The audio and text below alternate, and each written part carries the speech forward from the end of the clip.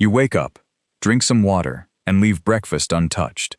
Within hours, your body begins pulling more energy from storage.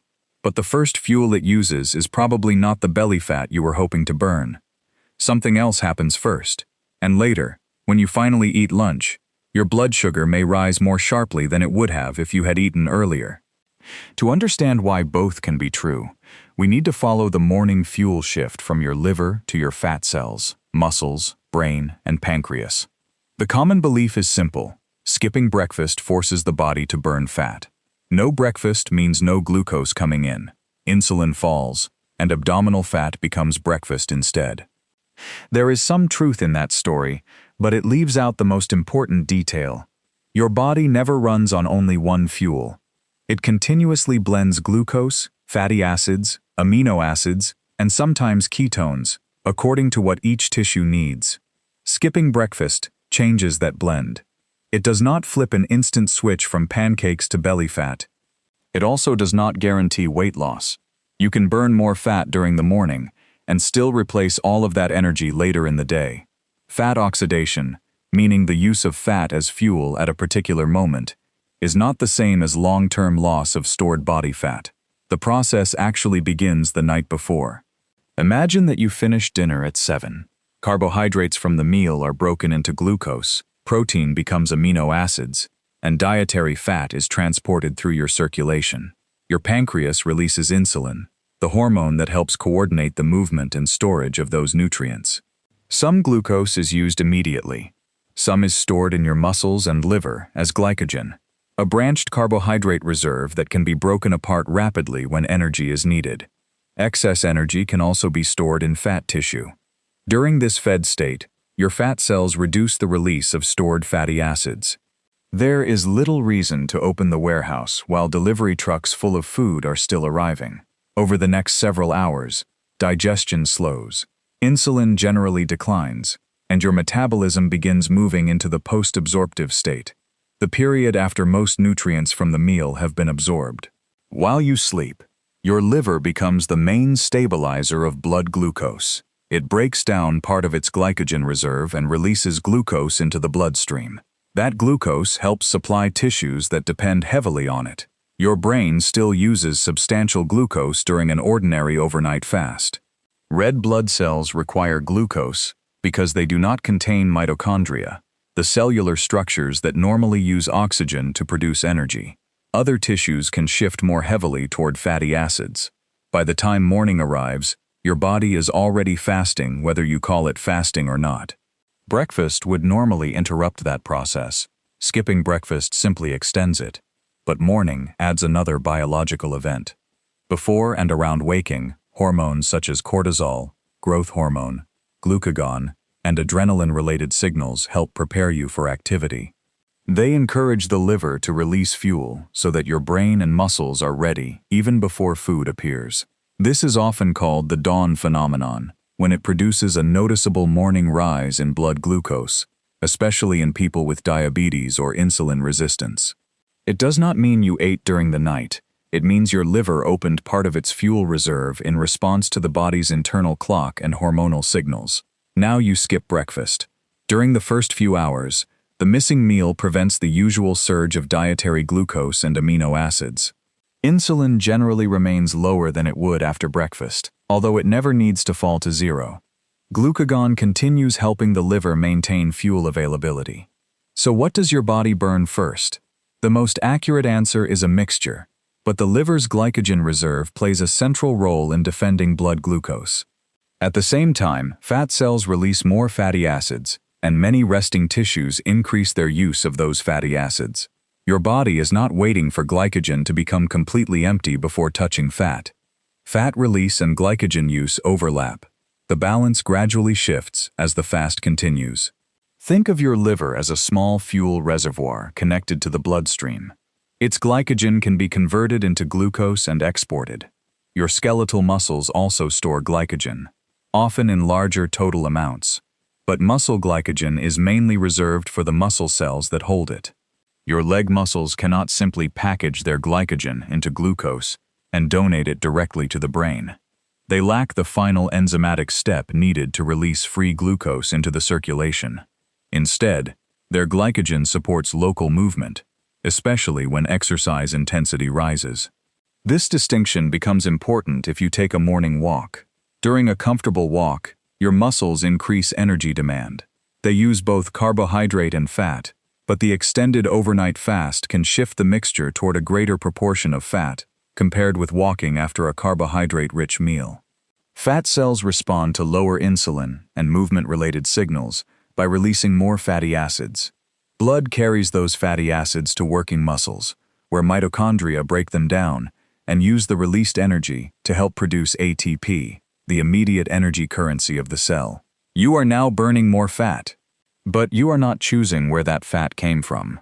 Some fatty acids may come from abdominal fat, some from fat beneath the skin in other regions, and some may still reflect dietary fat circulating from an earlier meal. Your body does not selectively empty the belly because breakfast was skipped. Walking intensity changes the mixture as well. At an easy or moderate pace, fat can supply a meaningful share of energy. As intensity rises, muscles tend to depend more heavily on carbohydrate because it can support rapid energy production. A hard interval session performed without breakfast may therefore use a substantial amount of muscle glycogen even though you are fasted. Being fasted does not force every type of exercise to run mainly on fat. The previous evening's meal matters too. A large, carbohydrate-rich dinner can leave more liver and muscle glycogen available the next morning. A smaller dinner, a long evening workout, or lower carbohydrate intake may lead to a greater morning reliance on fat. This is why two people can skip the same breakfast and produce different fuel patterns. The clock shows the same time, but their internal starting conditions are not the same. As the morning continues, liver glycogen availability gradually declines. It is usually not completely depleted merely because you delayed breakfast for a few hours. The amount remaining varies with liver size, previous food intake, activity, sleep duration, and metabolic health. The liver begins relying more on gluconeogenesis. This means making new glucose from materials already circulating in the body. Lactate, produced by tissues, can be recycled into glucose. Glycerol released when fat cells break down triglycerides can contribute. Certain amino acids can also be used when needed. That does not mean skipping one breakfast immediately causes major muscle destruction.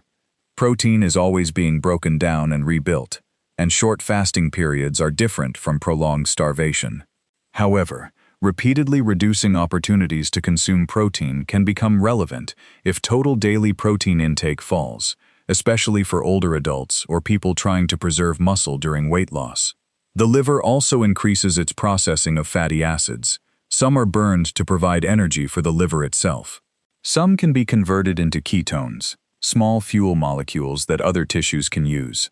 After a routine overnight fast, extended into late morning, ketones may rise modestly, but many people will not reach the levels associated with prolonged fasting or a very low carbohydrate diet. There is no universal hour when ketosis suddenly switches on. Your brain gradually gains access to those ketones. But during a breakfast-length fast, glucose remains an important brain fuel. The popular image of the brain immediately changing from sugar to ketones at breakfast time exaggerates the speed and completeness of the transition. Meanwhile, your appetite system is doing something that can feel separate from your actual energy supply. The hormone ghrelin often rises around times when you habitually eat. It helps create the sensation of hunger, but its pattern is partly learned. If breakfast normally arrives every morning, hunger may intensify around that expected time, even though stored energy is abundant. That hunger can come in waves. It may rise, peak, and then decline without food. This does not mean your body has run out of fuel. It means your brain, digestive system, and daily habits were expecting a meal. Some people adapt to skipping breakfast and feel little morning hunger after a period of consistency. Others remain distracted, irritable, weak, or preoccupied with food. Individual response matters more than proving that you can ignore discomfort. Coffee can alter the experience. Black coffee contributes very little energy, but caffeine stimulates the nervous system. It may increase alertness and temporarily raise adrenaline-related signals. In some people, Acute caffeine intake can increase glucose or temporarily reduce insulin sensitivity, even though no sugar was added. A morning glucose rise after black coffee is therefore possible. Cream, sugar, flavored syrups, butter, oil, and protein powder create a different situation because they provide energy and interrupt a strict fast. By late morning, a breakfast skipper may be using a higher proportion of fat than someone who ate a carbohydrate-rich breakfast. Blood insulin may be lower. Fatty acids may be more available. Liver glycogen has supplied part of the glucose needed to keep the system stable. It sounds like an ideal fat loss environment, but this is only the beginning. The more surprising change may not appear until lunch.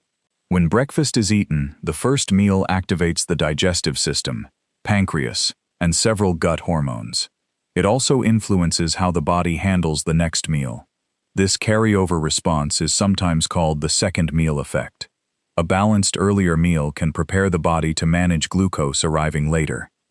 Insulin-producing beta cells have already responded to nutrients. Liver glucose output has been adjusted, and muscle glucose uptake has been influenced by the earlier feeding period. When breakfast is skipped, that early preparation does not occur in the same way. In some controlled studies, especially involving people with type 2 diabetes or habitual breakfast eaters, skipping breakfast has led to a larger glucose rise after lunch and sometimes after dinner. Part of the explanation may involve a delayed or altered insulin response and reduced activity of incretin hormones. Incretins are signals released by the gut that help the pancreas respond appropriately when nutrients arrive. The liver may also continue releasing glucose as lunch begins. Now glucose is arriving from two directions: the meal entering through the intestine and the liver still contributing fuel until hormonal signals fully change direction. This does not happen identically in everyone. A healthy, insulin-sensitive person may handle lunch without a dramatic problem. The size and composition of lunch, habitual eating pattern, physical activity, sleep, and metabolic health all change the response. Still, the possibility reveals an important trade-off. Skipping breakfast can increase morning fat oxidation while making the first large meal more metabolically demanding. This is where the process changes direction.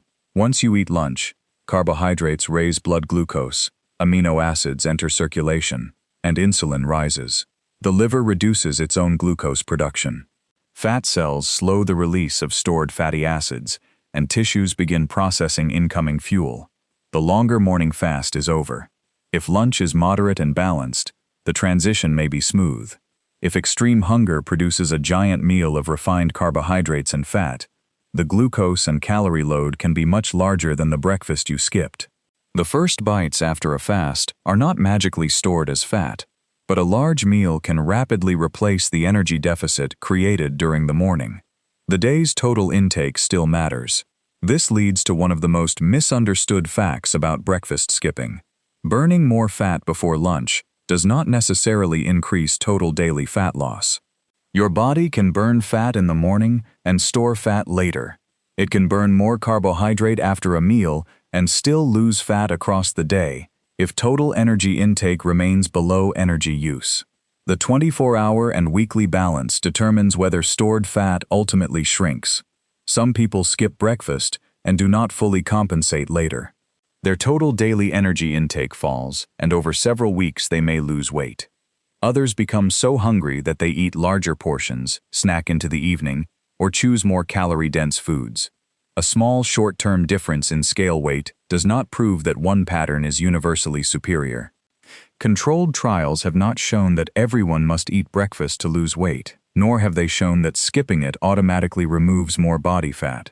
Observational studies often find that habitual breakfast skippers have poorer metabolic outcomes, but breakfast skipping can travel with other behaviors. Some people who skip breakfast also sleep less, smoke, eat more late at night, exercise less, or consume a lower quality diet. Association alone cannot prove that the missing breakfast caused the entire result. The timing of the replacement calories may be more important than the skipped meal itself. If breakfast disappears and food intake shifts toward an earlier lunch and a reasonable dinner, the eating window may simply become shorter. If breakfast disappears but the day ends with late-night snacking, the pattern pushes more energy into the biological night, when glucose handling tends to be less favorable. Your circadian system, the collection of internal clocks that coordinate metabolism across the day, helps explain this difference. Insulin sensitivity and diet-induced thermogenesis, the energy used to process food, tend to be stronger earlier in the active period than late at night. This does not mean everyone must eat immediately after waking. It means skipping breakfast is not metabolically equivalent to skipping a late dinner. Both can shorten the eating window, but they place food at different points in your internal day.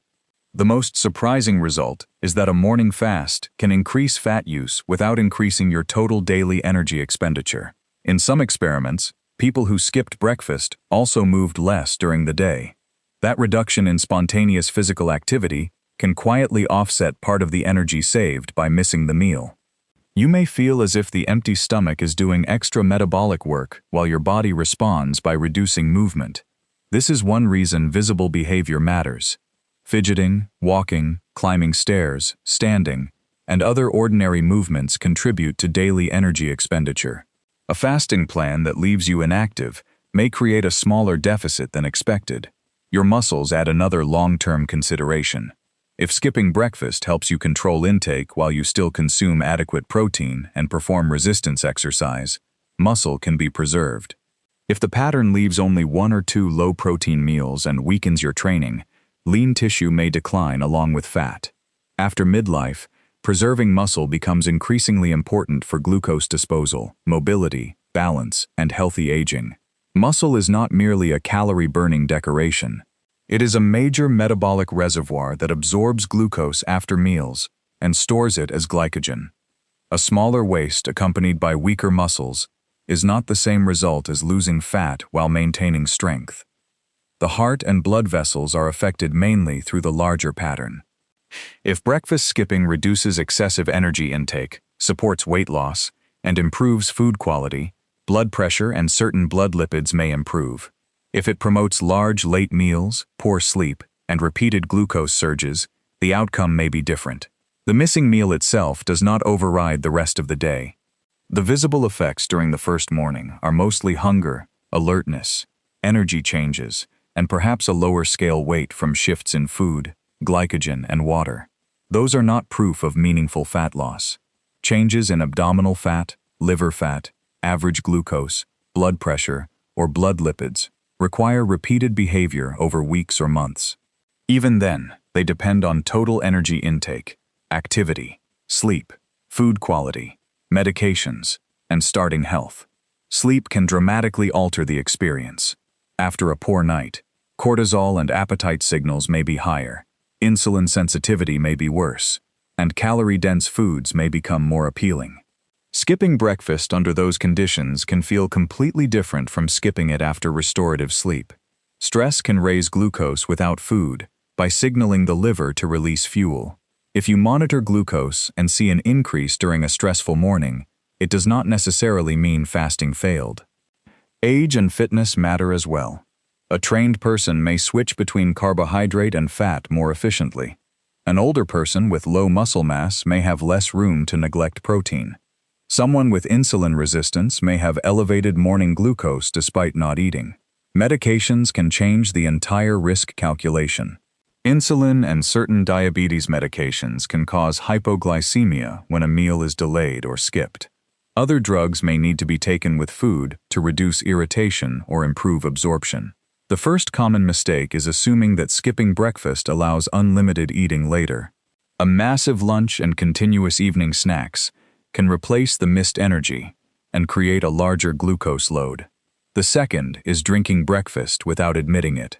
Sweetened coffee, juice, cream-heavy drinks, and blended beverages provide energy even if no solid food is eaten. The third is using morning fat oxidation as proof that belly fat is disappearing. A ketone reading, an empty stomach, or a long fasting timer cannot measure net fat loss. The fourth is forcing hard exercise while feeling dizzy or weak. Fasted training is an option, not a requirement. Exercise quality and safety matter more than preserving a fasting streak. The fifth is skipping breakfast while allowing daily protein intake to collapse. This becomes especially risky during weight loss, when resistance training and adequate protein help defend lean tissue. A realistic approach begins with your natural appetite and schedule. If you are not hungry in the morning, you do not necessarily need to force breakfast solely because of an old rule. You can delay your first meal while monitoring your energy, concentration, training, and behavior later in the day. Drink water during the morning. Unsweetened tea or black coffee may fit a practical fast if you tolerate caffeine. If coffee makes you anxious, raises your glucose noticeably, or worsens hunger, reduce it or choose a caffeine-free option. A comfortable walk can increase energy use and may support glucose regulation without demanding the same rapid fuel supply as an intense workout. There is no need to turn every skipped breakfast into an exhausting fasted exercise session. When you eat your first meal, make it a real meal rather than an emergency response to hunger. Include a substantial source of protein, fiber-rich vegetables or fruit, and minimally processed carbohydrates according to your needs. Add healthy fat in a reasonable amount. Protein supports muscle repair and fullness. Fiber slows digestion and helps moderate the entry of glucose. A balanced first meal can produce a more controlled response than a large plate of refined carbohydrate eaten quickly. Keep the later eating period bounded. Skipping breakfast works poorly when it simply moves the same pattern of eating deeper into the night. Whenever practical, finish dinner early enough to leave a clear gap before sleep.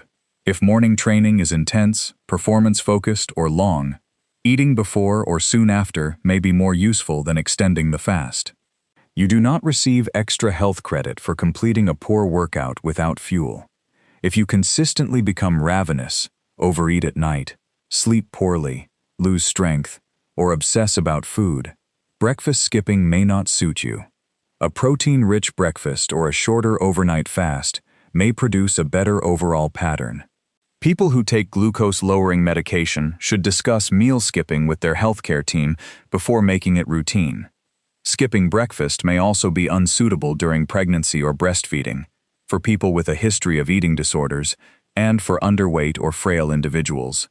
If you develop shaking, sweating, confusion, severe weakness, faintness, or other signs of possible low blood glucose, end the fast and follow your medical plan. Safety comes before the fasting clock.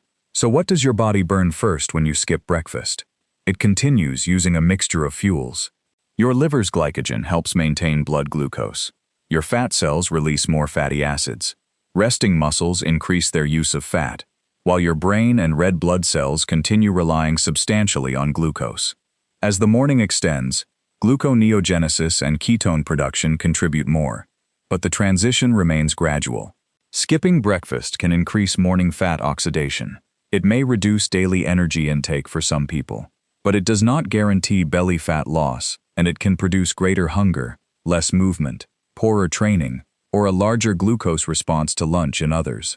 The important question is not whether your body burns fat before noon. It is whether the entire pattern helps you eat appropriately, preserve muscle, stay active, sleep well, and use more stored energy than you replace over time. Your body does not reward the meal you skip. It responds to the metabolic story you create across the whole day. Subscribe if you want to see what changes when you skip dinner instead, and why the same fasting length can produce a different result.